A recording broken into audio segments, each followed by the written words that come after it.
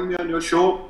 If you look at the crisis, first of all, is it a natural crisis or is it a man-made crisis? In my opinion, when I do my analysis, it's a man-made crisis. I'll tell you how. What happens when the oil prices start falling? OPEC reduces the production. They don't increase the production, they reduce the production. Economics says increase the production so that you can supply to the demand, but they reduce the production to maintain the price. What is happening in China? In China, 2/3 of the power is coal generated, right? That is reason number one.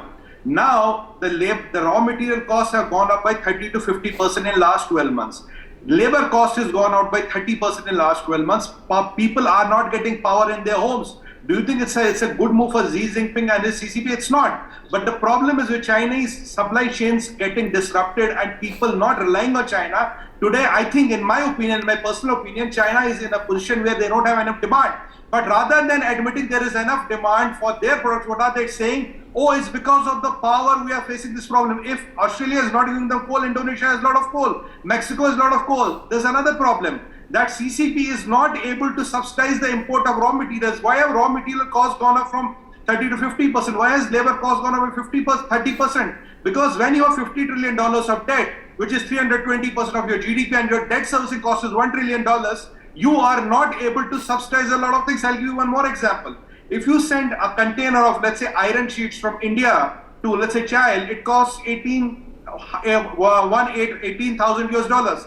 Same weight, same container from China costs 8,000 US dollars. How such a difference is there? If you go by mathematics, economics, it's not possible unless and until somebody is subsidizing that. CCP traditionally has been subsidizing this. Aren't we aware of Chinese ghosties? Now, because of those Chinese ghosties, now the economy is shaking and the real estate sector is on the verge of bankruptcy. So a lot of things what we see in China have been traditionally subsidized. When the demand is moving away from the China, when the CCP doesn't have that kind of money to subsidize this is what it is happening. And in a democratic setup, you can't orchestrate this drama. But in a communist setup, rather than saying the demand is going down, Chinese factories will close down, real estate is shrinking, we have a lot of problems. Our raw material costs are up by 30 to 50%, our labor is up by 30%. What do you say? You start controlling the power. And the impression you give to the world is, oh, it's because of the power. We have all the demand. What come hamare paas? Power is the problem. Why power was not a problem till this date when the Chinese production of power has not decreased? There are hundreds of ways you can find the coal. Why would you let your people be in dark? Why would you shatter your economy? And there is one more implication to it, last and the most critical implication.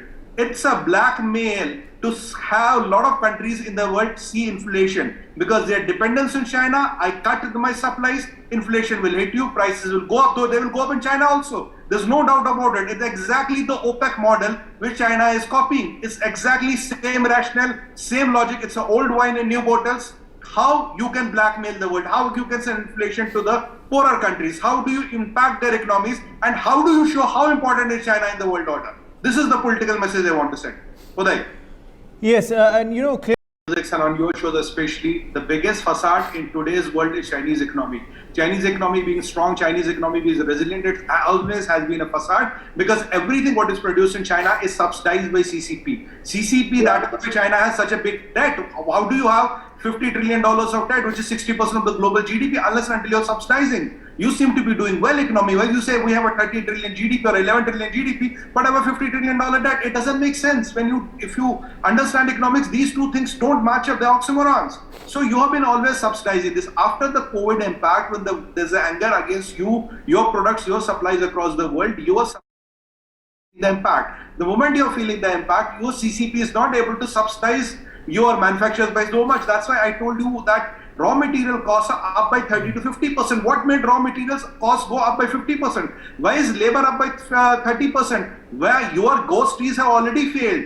Your exports are down, your foreign exchange reserves are depleting in such a situation, and you have hostilities with all the people across the world, including a superpower like USA and including a superpower in making India. So when in these situations you are together, you cannot be in your business of subsidizing the Chinese industry, which is in the business of conquering the whole world. Huawei is hit, ZTE is hit, your apps are hit, your metadata is hit, your AI is hit, what else is not hit? And before going, Donald Trump, remember, delisted 800 Chinese companies from US stock exchange. So that is again a multi-trillion dollar impact which is happening. So when all these things are coming home, you are seeing what is happening. So Chinese are playing a bluff.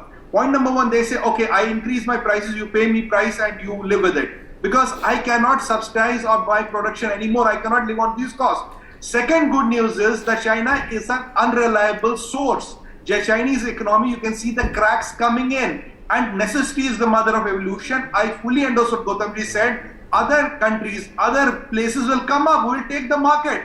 You know, Uday, there was a time we were importing 800 crores of agarbatti from China. Today we don't import it. Haven't we made agarbattis? It's only the greed, it's only the arbitrage that was driving it. I always said China does not make anything which is out of this world. They only make cheap. And when this cheap tag, cheap and China, cheap, China cheap, when this cheap tag is also taken out, why should anybody go to China? China mein sir aisa rakha kya hai? What is the cutting edge technology there? Which are the rockets which nobody else has? They only make goddamn cheap things because CCP is subsidizing them, and we can see that thing already breaking. But to cover the long face and for Z not to lose the face and for communists not to lose the face, what are they blaming it on? Oh, it's the coal. Were you sleeping for 1 year? Where were you in hibernation? Did you know you don't have coal? There's so many countries in the world which can give you coal. Indonesia has all the coal in the world. Go and get it from Indonesians. Who's stopping you from there? The problem is that they are using this coal as an excuse to cover their failure. The good news is that the Chinese economy and supply chains are unreliable.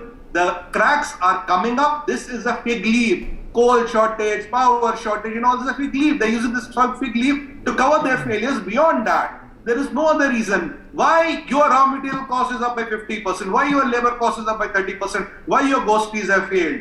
That app ban, multi-trillion-dollar ban, by US taking out your companies, this is impacting your economy. The world has to realize. They will try to hide it as long as possible, but there's a time you cannot hide it. The Chinese reliability and cheap Chinese is out of the global map. That's the new good news, and it's a great opportunity for India to come in and let's do what we are good at. We do business with honesty, we have ethics, and we deliver what we commit. We are not like Chinese, kuch bolenge, kuch karenge. That is why we have lived and survived. We don't sell cheap, but we deliver on promise. That is what we bring to the table. We are the alternate to the world. That's why we have come Make in India. We have Atmanirbhar Bharat. We could see this long back. Our Prime Minister could see this long back, and he aligned the country according to that. You see, after this fiasco, how many more people will come to India because India is the natural choice. We are the preferred destination for the world. I mean, it's going to happen. This is good news for us. I don't see a problem at all. Let China fail. We'll prevail. Okay. Major General Sivaj, come in.